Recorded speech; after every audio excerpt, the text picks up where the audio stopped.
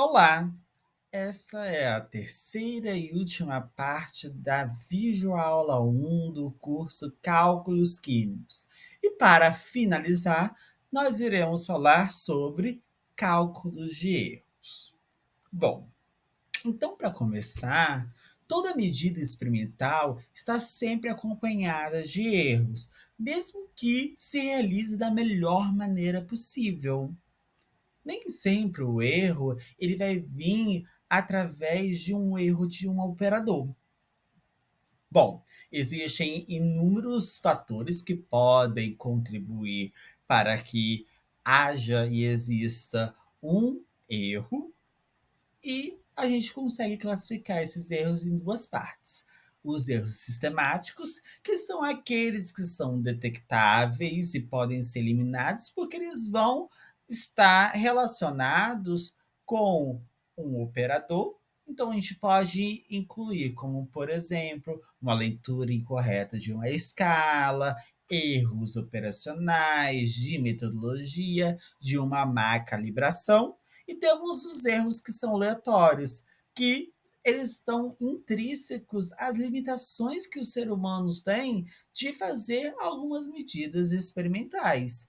Então, esse erro aleatório, ele está sempre presente e a gente não consegue eliminar ele na hora de realizar, né, eh, essas medições.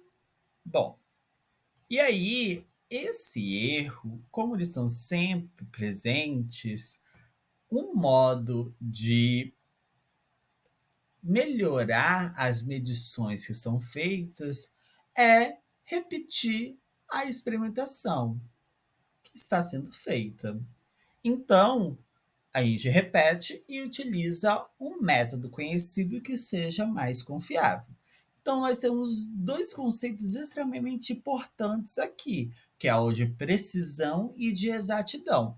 A precisão, ela vai falar do grau de concordância dos resultados individuais dentro de uma série de medidas. Isso está implicado na reprodutibilidade de uma medida. Então, à medida que a gente vai repetindo essa medida, a gente consegue ter que esses resultados eles são bem parecidos.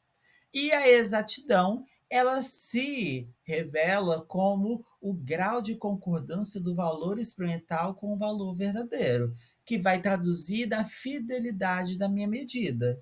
Então, por exemplo, se eu calculo de um modo experimental e de um modo teórico, e essas medidas elas batem, né? Então elas têm valores próximos. Isso quer dizer que a minha medida ela tem uma fidelidade. Então essa é a imagem que traz aqui. Quando a exatidão e a precisão são boas, a gente tem a ver que as marcações elas estão o quê? Ao centro do tiro ao alvo.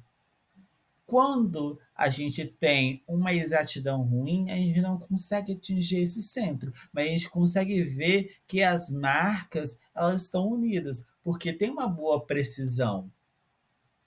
Ou seja, a gente está conseguindo reproduzir esses valores de uma maneira igual, mas eles não estão fidedignos ao que se propõe inicialmente.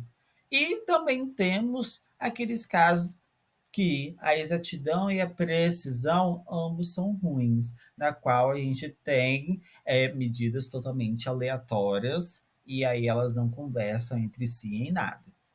Então, nós temos dois cálculos importantes para o erro. Nós temos o que chamamos de erro absoluto, que é a diferença entre o valor verdadeiro, que é que a gente chama de VV, e o valor determinado experimentalmente, VE.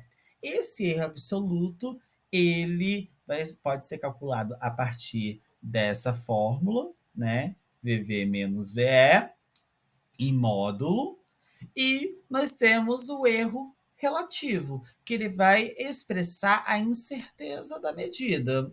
E aí a gente utiliza ele conhecendo o valor verdadeiro, que Depois a gente pode expressar ele em porcentagem ou sem nenhuma unidade, porque ele vai ser adimensional. E aí o cálculo dele, nós temos o valor verdadeiro menos o valor experimental dividido pelo valor verdadeiro, tudo isso em módulo, vezes 100, para a gente conseguir a porcentagem correlata.